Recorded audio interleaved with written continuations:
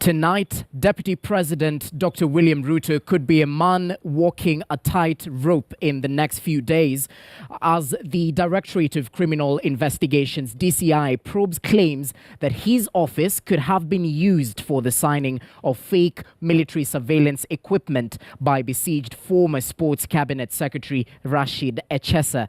The question that lingers on people's mind, however, is whether indeed Echesa used the DP's office and why, if so. Yet he is not a government official. Was Ruto or his handlers involved or in the know on this case, or was it a case of blackmail against the DP? On Thursday evening, the country was thrown into deep shock when news emerged that former Sports Cabinet Secretary Rashid Echesa, who was fired from cabinet in 2019 by President Uhuru Kenyatta, had been arrested for allegedly swindling two gun dealers by promising to use his connections and influence to help them secure a multi-billion shilling security tender. The said scam is alleged to have been executed by Echesa by using Deputy President's office along Harambee Avenue, a matter that is now raising questions. If a fraudulent former minister can enter into the office, the second highest office, with fraudulent papers, with rubber stamps, with foreigners, and he starts signing, you can see that level. Until somebody there realizes this is now, it might put us into a problem.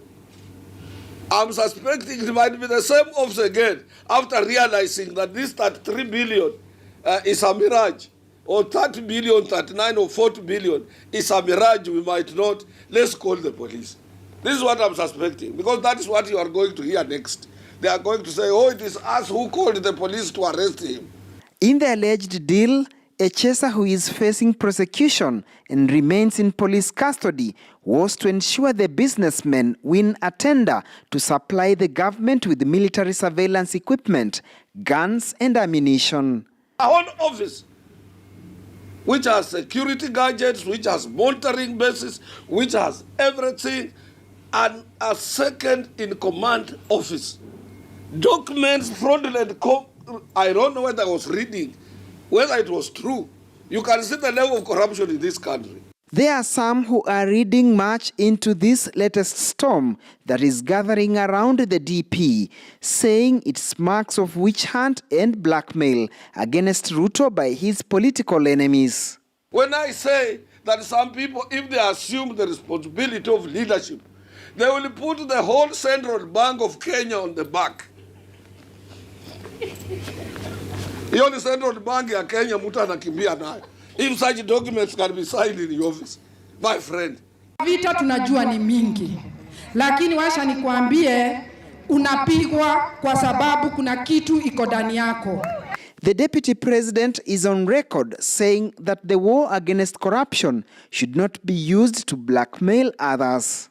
Selective prosecution, targeting predetermined individuals and projects, steamrolled by a narrative of convenient lies and falsehood and propaganda, is not a fight against corruption. It is impunity, it is politics, and it is headed in the wrong direction. The latest onslaught against Ruto might open another round of vicious political fights as the 2022 President Uhuru Kenyatta succession takes shape.